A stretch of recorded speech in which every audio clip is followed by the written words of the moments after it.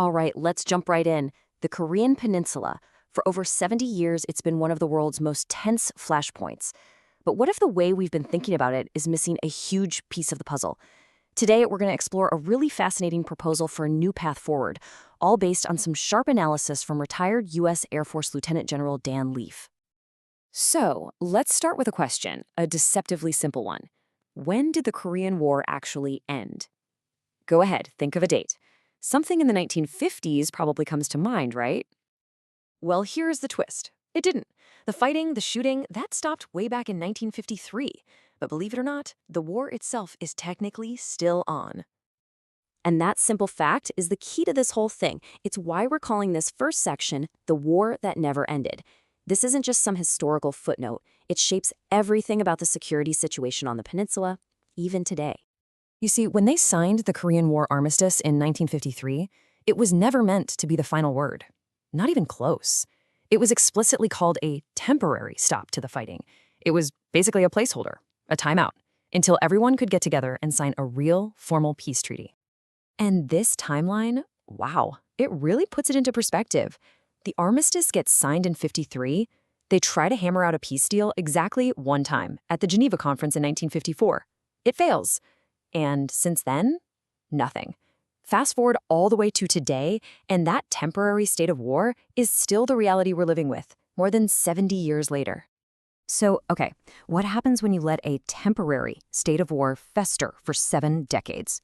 Well, it leads us right to where we are now, which is, frankly, a pretty dangerous stalemate.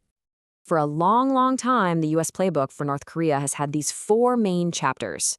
Deterrence, trying to prevent another war. Denuclearization, getting rid of the nukes. Pushing on human rights. And, of course, sanctions.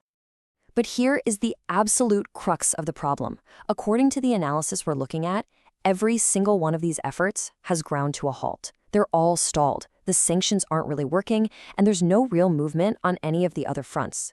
We are, for all intents and purposes, completely stuck. And the stakes couldn't be higher.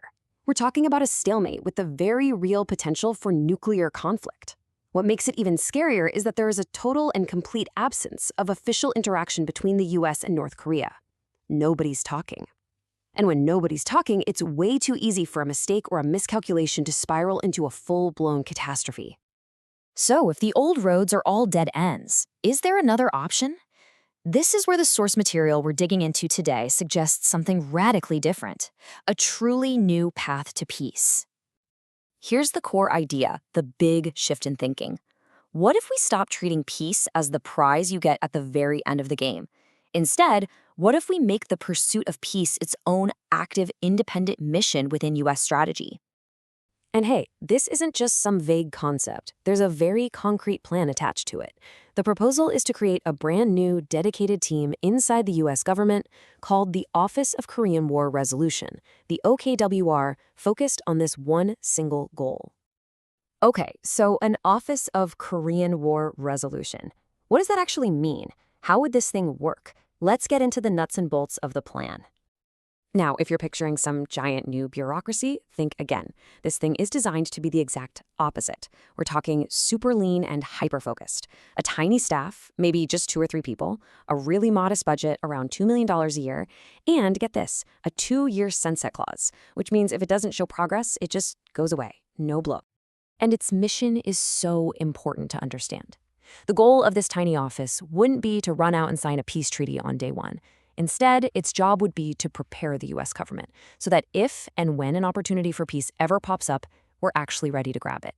The argument is that right now, we're just not. So what would this little team actually do all day? Well, it boils down to 2 key steps. First, discovery. They'd become the world's experts on peace efforts. They'd study everything, the successes, like how the U.S. and Vietnam made peace, and the failures, like the six-party talks. The second step is development, basically doing the homework. They would prepare official U.S. positions on all the tricky details, like borders and treaty rules, so that if negotiations suddenly start, we're not scrambling and starting from zero. This all sounds pretty logical, right? But what's the big deal? Why does taking this step actually matter on the world stage? Well, that brings us to our last section, why ending the war matters. Because the potential ripple effects here are huge. For one, the the US would be seen as actively trying to make peace, which could be the very thing that reopens direct communication with North Korea.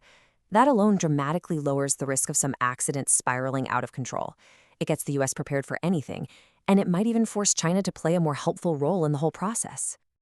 But here's the bottom line. The argument isn't about giving up on goals like denuclearization, not at all.